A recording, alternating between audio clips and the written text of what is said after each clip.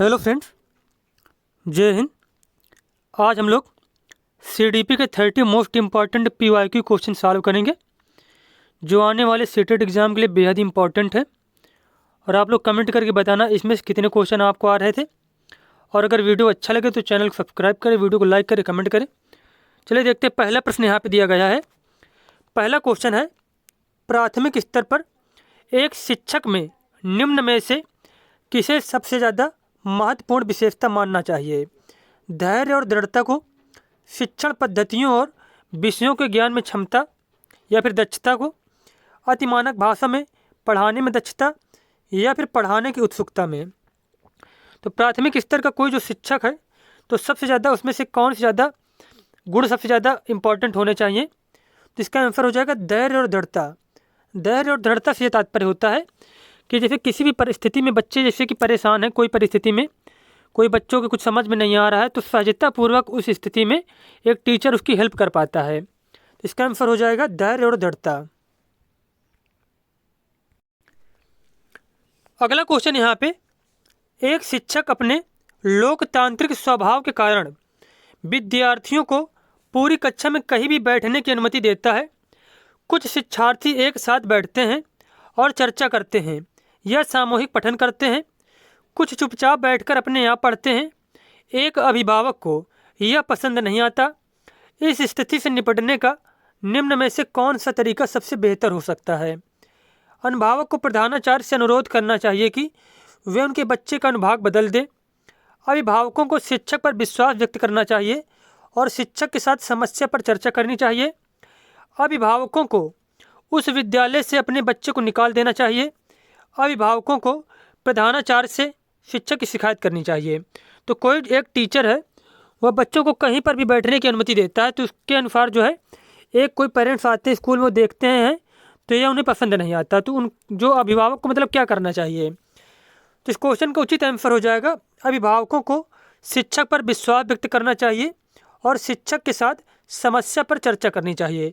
अगर जो अभिभावक आते हैं उनको कुछ प्रॉब्लम लग रही है अगर, तो शिक्षक के साथ उसको चर्चा करनी चाहिए और उस शिक्षक पर विश्वास करना चाहिए कि जो टीचर है मतलब सही कार्य कर रहा है। तो बी ऑप्शन यहाँ पे बिल्कुल करेक्ट दिया गया है। उसके बाद देखते हैं हम लोग नेक्स्ट क्वेश्चन। अगला प्रश्न यहाँ पे है, वह अवस्था जब बच्चा तार्किक रूप से वस्तुओं व घटनाओं के विषय में चिंतन प्रारंभ कर देता है, तो जीन पियाजे के अनुसार कौन सी अवस्था है? तो तार्किक रूप से वस्तुओं और घटनाओं के बारे में जब बच्चा चिंतन आरंभ कर देता है तो वह अवस्था होती है मूर्त संक्रियात्मक अवस्था। मूर्त संक्रियात्मक अवस्था।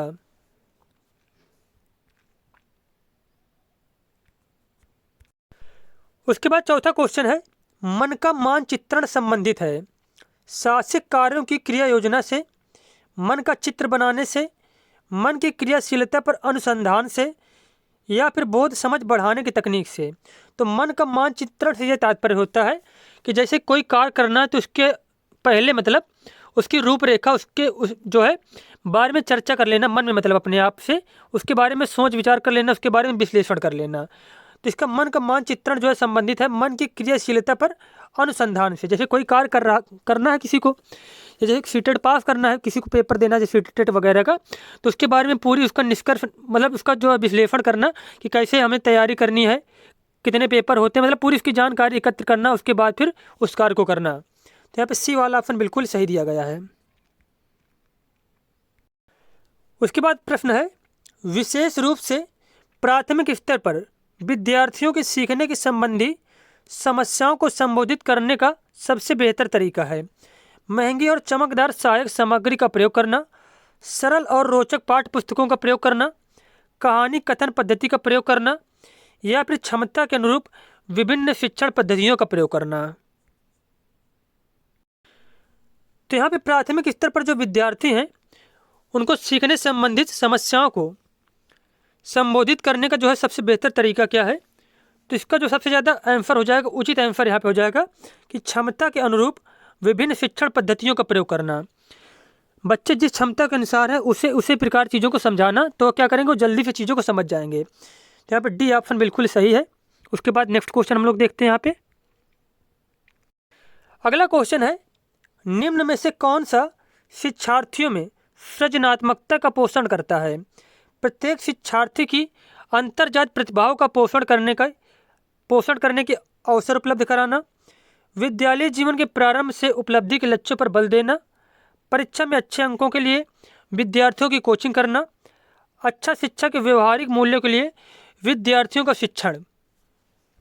तो सृजनात्मकता का पोषण करने के लिए सबसे ज़्यादा उचित आंसर कौन सा हो जाएगा इनमें से? तो इसका आंसर हो जाएगा प्रत्येक शिक्षार्थी की अंतर्जात प्रतिभाओं का पोषण करने के अवसर उपलब्ध कराना। पियाजे के अनुसार निम्नलिखित में कौन सी अवस्था में बच्चा अमूर्त संकल्पनाओं के विषय में तार्किक चिंतन करना प्रारंभ कर देता है? देखो अमूर्त यहाँ पे मिल जाए जहाँ पे, तो अमूर्त विचार, अमूर्त संकल्पनाएं, अमूर्त चीज़ों के बारे में ये सारी विशेषताएं मिलती हैं अमूर्त संक्रियात्मक अवस्था की, इसमें से पाई जाती हैं, या फिर जिसे कहा जाता है अनौपचारिक संक्रियात्मक अवस्था। तो इसका पहला ही आंसर सही हो जाएगा कि अमूर्त संकल्पनाओं के विषय में तार्किक चिंतन करना आरंभ कर देता बच्चा औपचारिक संक्रियात्मक अवस्था जो 12 वर्ष से ऊपर होती है। उसके बाद क्वेश्चन है, सीखना समृद्ध हो सकता है यदि कक्षा में अधिक से अधिक शिक्षण सामग्री का प्रयोग किया जाए, शिक्षक विभिन्न प्रकार के व्याख्यान और स्पष्टीकरण का प्रयोग करें, कक्षा में आवधिक परीक्षाओं पर अपेक्षित ध्यान दिया जाए, या फिर वास्तविक दुनिया से उदाहरणों को कक्षा में लाया जाए जिसमें विद्यार्थी एक दूसरे से अंतःक्रिया करके और शिक्षक उस प्रक्रिया को सुगम अंतःक्रिया करे और शिक्षक उस प्रक्रिया को सुगम बनाए। तो इसका आंसर हो जाएगा डी वाला ऑप्शन।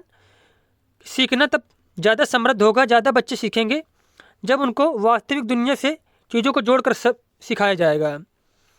और किसी भी क्वेश्चन में अगर ऑप्शन मिले कि बच्चों को वास्तविक दुनिया के बारे में जोड़कर सिखाना, तो वो ऑप्शन क्या होगा, हमेशा ही सही हो जाएगा। तो इसका डी वाला ऑप्शन सही हो जाएगा कि बच्चे तभी ज़्यादा सीखते हैं जब वास्तविक दुनिया से उनको उदाहरण वगैरह दिए जाते हैं, उनसे जोड़कर चीज़ें सिखाई जाती हैं और एक दूसरे से अंतःक्रिया करते हैं और शिक्षक क्या करते हैं, उस प्रक्रिया को सुगम बनाते हैं। जैसे कि कोई परेशानी हो रही है तो शिक्षक जो होते हैं उस प्रक्रिया को सरल बना देते हैं।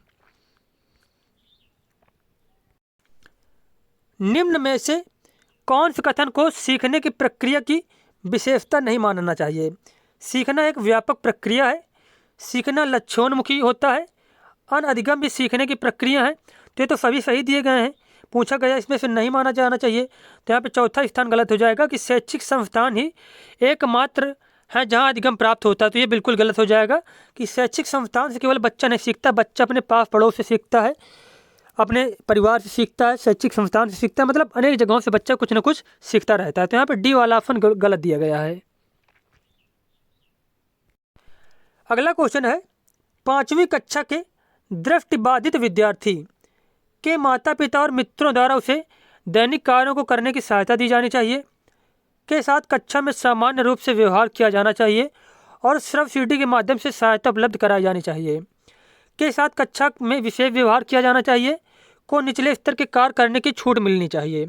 तो कोई भी अगर दृष्टिबाधित विद्यार्थी या फिर कोई विकलांग विद्यार्थी है तो उन्हें यह महसूस नहीं होने देना चाहिए शिक्षक को कि इनमें कुछ कमी है, उनके साथ सामान्य व्यवहार करना चाहिए, उसके साथ साथ उनकी थोड़ा हेल्प कर देनी चाहिए। तो इसका आंसर हो जाएगा कि अगर कोई दृष्टिबाधित विद्यार्थी है उसके साथ कक्षा में सामान्य रूप से व्यवहार किया जाना चाहिए और श्रव्य सीढ़ी के माध्यम से सहायता उपलब्ध कराई जानी चाहिए। तो बी ऑप्शन यहाँ पे बिल्कुल ही सही हो जाएगा। उसके बाद क्वेश्चन है, निम्न में से कौन सा बच्चे की सामाजिक मनोवैज्ञानिक आवश्यकताओं के साथ संबंध नहीं है? संवेगात्मक सुरक्षा की आवश्यकता, शरीर में अपशिष्ट पदार्थों का नियमित रूप से बाहर निकलना, सानिध्य संगत की आवश्यकता, या फिर सामाजिक अनुमोदन अथवा सराहना की आवश्यकता। तो इसमें क्वेश्चन ये पूछा गया कि सामाजिक मनोवैज्ञानिक आवश्यकताओं के साथ संबंध नहीं है। तो इसका आंसर हो जाएगा शरीर में अपशिष्ट पदार्थों का नियमित रूप से बाहर निकलना, इसका कोई भी सामाजिक और मनोवैज्ञानिक संबंध नहीं है। वह कौन सा स्थान है जहां बच्चे के संज्ञानात्मक विकास को सबसे बेहतर तरीके से परिभाषित किया जा सकता है? तो बच्चे को संज्ञानात्मक विकास को सबसे ज़्यादा बेहतर तरीके से परिभाषित किया जा सकता है विद्यालय एवं कक्षा पर्यावरण में। अब देखो सभागार जैसे होता है तो इसमें क्या करना होता है, सभा आपस में चर्चा करनी होती है। घर में बच्चा कोई ज़्यादा संज्ञानात्मक मतलब ज़्यादा दिमाग ही नहीं लगाता, बस चीज़ें बातचीत करता रहता है आपस में। और खेल का मैदान में भी क्या करता है बच्चा, संज्ञानात्मक थोड़े ना चीज़ों को सोचता है, मतलब चिंतन वगैरह थोड़ी नहीं करता, खेल खेलता है। तो यहाँ पे इसका आंसर हो जाएगा विद्यालय एवं कक्षा पर्यावरण। नेक्स्ट क्वेश्चन है, को एक अभिप्रेरित शिक्षण का संकेतक माना जाता है। शिक्षक द्वारा दिया गया उपचारात्मक कार्य, विद्यार्थियों द्वारा प्रश्न पूछना, कक्षा में एकदम खामोशी, या फिर कक्षा में अधिकतम उपस्थिति। तो इसका आंसर हो जाएगा कि विद्यार्थियों द्वारा प्रश्न पूछना अभिप्रेरित शिक्षण का संकेतक माना जाता है। अब अभिप्रेरित शिक्षण ये होता है कि जब बच्चे क्या होते हैं, खुद से जैसे कि मोटिवेट होते हैं, वो खुद मतलब चीज़ों को समझना चाहते हैं, तो जब तभी बच्चे क्या करेंगे, विद्यार्थी जो होते हैं तभी प्रश्न पूछते हैं, जब वो खुद से मोटिवेट होते हैं और सीखना चाहते हैं चीज़ों को। निम्न में से कौन सा बुद्धिमान बच्चे का लक्षण नहीं है? वह जो प्रभावपूर्ण एवं उचित तरीके से संप्रेषण करने की क्षमता रखता है, वह जो अमूर्त रूप से सोचता रहता है, वह जो नए परिवेश में स्वयं को समायोजित कर सकता है, या फिर वह जो लंबे निबंधों को बहुत जल्दी रटने की क्षमता रखता है। तो बुद्धिमान बच्चे का जो है ये क्षमता नहीं होती है कि वो जल्दी रटने की क्षमता नहीं रखते। जो बुद्धिमान बच्चे होते हैं, ये ऑप्शन यहाँ पे गलत हो जाएगा। बच्चे दुनिया के बारे में अपनी समझ का सृजन करते हैं, इसका श्रेय को जाता है।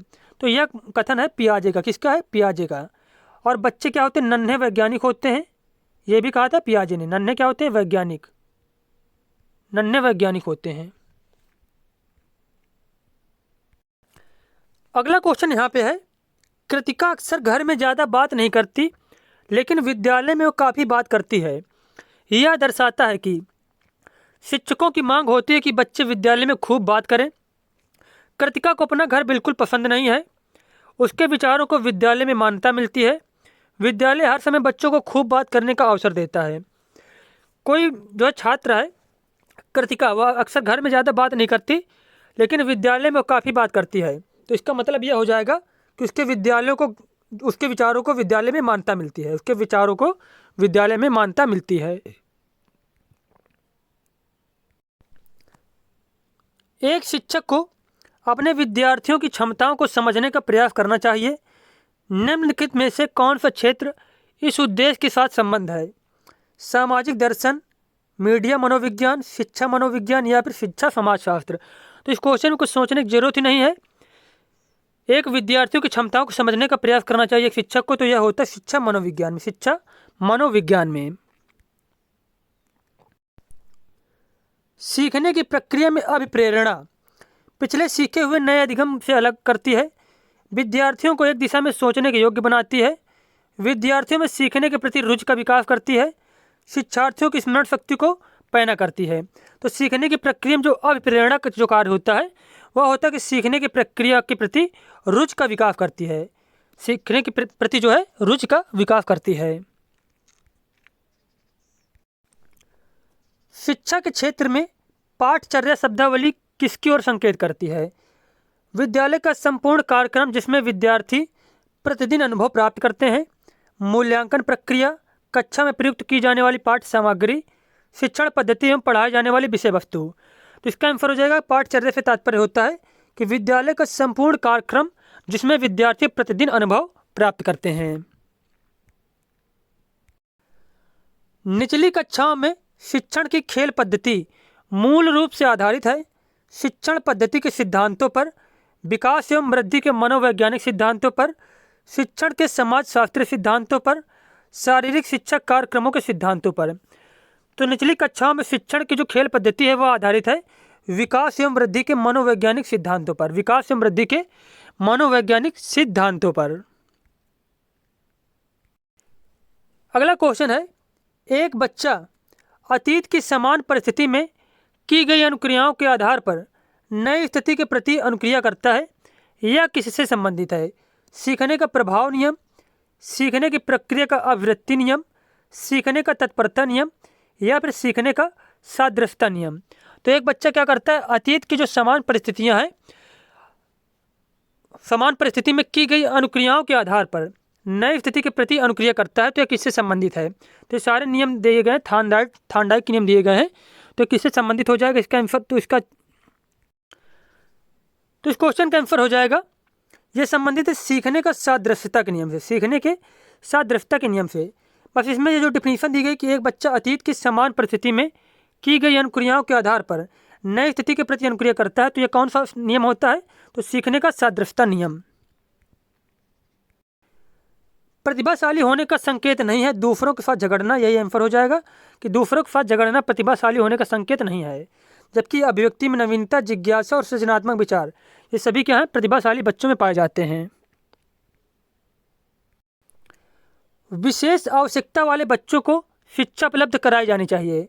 विशेष विद्यालयों में विशेष बच्चों के लिए विकसित पद्धतियों द्वारा, विशेष विद्यालयों में शिक्षकों द्वारा या फिर अन्य समान बच्चों के साथ। तो विशेष आवश्यकता वाले बच्चों को शिक्षा उपलब्ध कराई जानी चाहिए अन्य सामान्य बच्चों के साथ, सामान्य बच्चों के साथ। आकलन को उपयोगी और रोचक प्रक्रिया बनाने के लिए के प्रति सचेत होना चाहिए। विद्यार्थियों को बुद्धिमान या औसत शिक्षार्थी की उपाधि देना, शैक्षिक और शैक्षिक क्षेत्रों में विद्यार्थी के सीखने के बारे में जानकारी प्राप्त करने के लिए विविध तरीकों का प्रयोग करना, प्रतिपुष्टि फीडबैक देने के लिए तकनीकी भाषा का प्रयोग करना या फिर अलग अलग विद्यार्थियों में तुलना करना। तो आकलन को उपयोगी और रोचक प्रक्रिया बनाने के लिए मतलब क्या करना चाहिए? तो इसका आंसर हो जाएगा शैक्षिक और शैक्षिक क्षेत्रों में विद्यार्थी के सीखने के बारे में जानकारी प्राप्त करने के लिए विविध तरीकों का प्रयोग करना। उसके बाद नेक्स्ट क्वेश्चन है, डिसलेक्सिया किससे संबंधित है? तो डिसलेक्सिया होता है एक पठन विकार होता है। तो यहाँ पर इसमें कुछ बताने की जरूरत नहीं है, इसका आंसर बी वाला हो जाएगा, पठन विकार। बच्चों के सीखने की प्रक्रिया में माता पिता को भूमिका निभानी चाहिए, अग्रोन्मुखी, सहानुभूतिपूर्ण, तटस्थ या फिर नकारात्मक। तो इसका आंसर हो जाएगा बच्चों की सीखने की प्रक्रिया में माता पिता को अग्रोन्मुखी भूमिका निभानी चाहिए। नेक्स्ट क्वेश्चन है, विकास कभी न समाप्त होने वाली प्रक्रिया है, यह विचार किससे संबंधित है? निरंतरता का सिद्धांत, एकीकरण का सिद्धांत, अंतःक्रिया का सिद्धांत या फिर अंतर संबंध का सिद्धांत। तो विकास कभी न समाप्त होने वाली प्रक्रिया है, यह संबंधित है निरंतरता के सिद्धांत से। विकास कब से स्टार्ट होता है? तो विकास गर्भावस्था से स्टार्ट हो जाता है, गर्भावस्था से, और संपूर्ण जीवन चलता है, संपूर्ण जीवन भर चलता रहता है विकास। और विकास कभी भी समाप्त होने वाली प्रक्रिया नहीं है। जबकि वृद्धि क्या होती है? वृद्धि एक समय तक होती है। वृद्धि क्या होती है? मापनीय होती है, वृद्धि को मापा जा सकता है, जबकि विकास को मापा नहीं जा सकता। उसके बाद एक पॉइंट और नोट करना कि वृद्धि जो होती है, वृद्धि कैसी होती है? मात्रात्मक होती है, मात्रात्मक होती है। जबकि विकास जो होता है, विकास मात्रात्मक और उसके साथ साथ गुणात्मक दोनों होता है। विकास क्या होता है? मात्रात्मक तथा गुणात्मक दोनों होता है। अगला क्वेश्चन है, सीखने के अंतर्दृष्टि सिद्धांत को किसने बढ़ाया था? तो सीखने के अंतर्दृष्टि सिद्धांत को बढ़ाया था गेस्टाल्ट सिद्धांतवादियों ने, गेस्टाल्ट सिद्धांतवादियों ने। निम्नलिखित में से किस अवस्था में बच्चे अपने समवयस्क समूह के सक्रिय सदस्य हो जाते हैं? प्रौढ़ावस्था में, पूर्व बाल्यावस्था में या फिर किशोरावस्था में? तो इसका आंसर हो जाएगा कि समवयस्क समूह के सक्रिय सदस्य हो जाते हैं बच्चे किशोरावस्था में, किशोरावस्था में। और एक पॉइंट और नोट करना, किशोरावस्था को संघर्ष, तनाव, तूफान, विरोध की अवस्था कहा जाता है। और ये किसने कहा था? ये कहा था स्टैनले हॉल ने। उसके बाद नेक्स्ट क्वेश्चन यहाँ पे है, बच्चों के बौद्धिक विकास की 4 विशिष्ट अवस्थाओं की पहचान की गई है। तो 4 अवस्थाएं बताई थी बच्चों के बारे में पियाजे ने। किसने बताई थी? पियाजे ने। पहली कौन थी? संवेदी गामक अवस्था। दूसरी थी, पहली संवेदी गामक, दूसरी पूर्व संक्रियात्मक। उसके बाद तीसरी थी मूर्त संक्रियात्मक। और चौथी अवस्था थी अमूर्त संक्रियात्मक अवस्था। तो 4 अवस्थाएं बताई गई थी पियाजे के द्वारा। और एक पॉइंट और नोट करना है कि पियाजे के बारे में, पियाजे किस देश के मनोवैज्ञानिक थे? स्विट्जरलैंड के थे, स्विट्जरलैंड के। और जो पियाजे ने कौन सा सिद्धांत दिया? तो संज्ञानात्मक विकास का सिद्धांत दिया था पियाजे ने। तो ये सारे हमारे क्वेश्चन कंप्लीट हो गए। मिलते हैं नेक्स्ट वीडियो में। धन्यवाद।